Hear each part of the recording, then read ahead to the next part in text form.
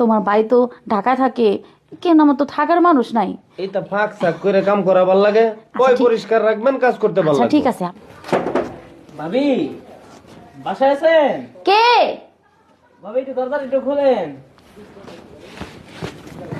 ও তুমি? হ ভাবি, কটা টাকার জন্য আসছিলাম ভাবি। কয়টা টাকার জন্য আসতো? তাহলে ভিতরে আসো। আচ্ছা ভাবি চল। আসো। টাকা নিবা? এত রাতে টাকাটা কি করবা? আসলে ভাবি কি আর কোন লজ্জার কথা, ওই দিনকার বন্ধু বান্ধবতে কটা টাকা হলাত নিছিলাম, ও ডেট আজকে। এখন তো টাকা পয়সা নাই, বাড়িতে যেতে নিছি রাস্তার ভিতর আটকাইছে, টিয়া পয়সা চাইতেছে। ও এই কথা। আচ্ছা কত লাগবো? ভাবি বেশি না, 1000 টাকা দিলে হইব। আমি আবার কাল পরশু আপনার দিয়ে দিব। টাকা? আচ্ছা দাঁড়াও, আমি কিছু টাকা রাখছি খরচের লইগা, তোমার এটা দিতাছি। ঠিক আছে ভাবি। দাঁড়াও, টাকা দিব পরে, আমার একটা কথা আছে, শোনো।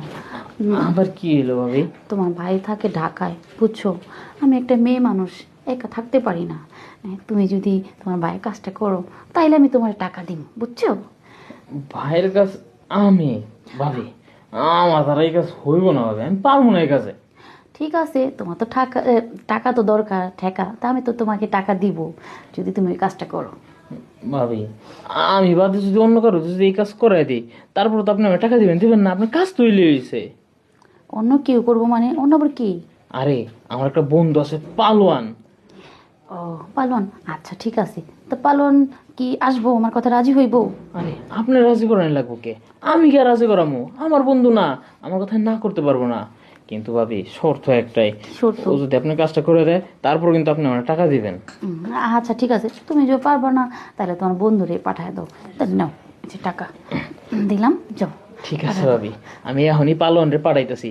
পালন আয় সেরে দেখবেন এমন ভাবে পালনগিরি শুরু করব, আপনি নিজে আর ঢিলা সরাই দিবেন। আচ্ছা যাও, তা ঠিক আছে, পাঠায় দাও, যাও। আচ্ছা ভাবি গেলাম। আচ্ছা।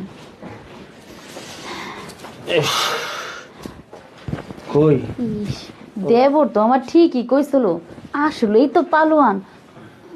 আপনি কি আমার ওই দেবরের বন্ধু নাকি? এই শুনে, কি? কাজ কাম কি আপনারই করতে হইব? হ। ডিম ডুম সিদ্ধ করেন নাই? ডিম? ও ডিম লাগবো, যে বডি আবার ডিম লাগবো? আরে আমার তো 15-20টা ডিম সিদ্ধ না খাইলে। আর সবচেয়ে বড় কথা হচ্ছে, আপনি যে আমার কবর দিয়ে আনছেন, আপনি কি আমার রুট নিতে পারবেন? নিতে পারুম না কেন, কি কো? আরে আমার হইলো যন্ত্র বড়, আর আমি মনে করেন মাইরেও করা। আরে আমি তো এটাই চাই, যন্ত বড়ও চাই আর মায়েরও নিতে চাই বেশি জুড়ে জুড়ে। তাইলে কাম কাজ শেষে কিন্তু ওই ডিম ডুম সিদ্ধ করে খাওয়াই দেন। আচ্ছা ঠিক আছে, শরীরে ঘাটতি পড়বো তো, আমি আবার টাকা পয়সা নিই না। আচ্ছা ঠিক আছে। আমার কথা হচ্ছে মন বড় ধন বড়, যারে দেই ভইরে দেই। আমি তো চাই আমারে জোরে বড়ুক। আচ্ছা আচ্ছা, কোনো সমস্যা নাই। হ্যাঁ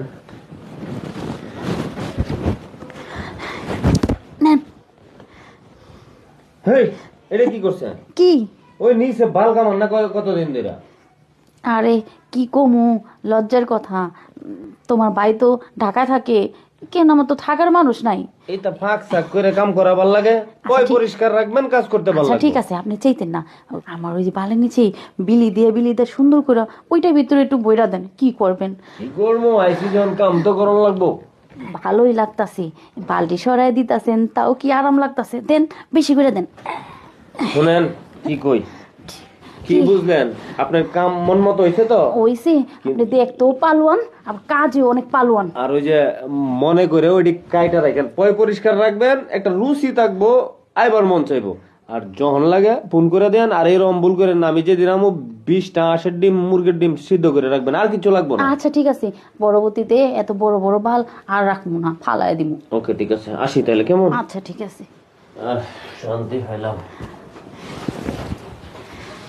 কি কি বড় পালোয়ান রে, খেলতেও পারে।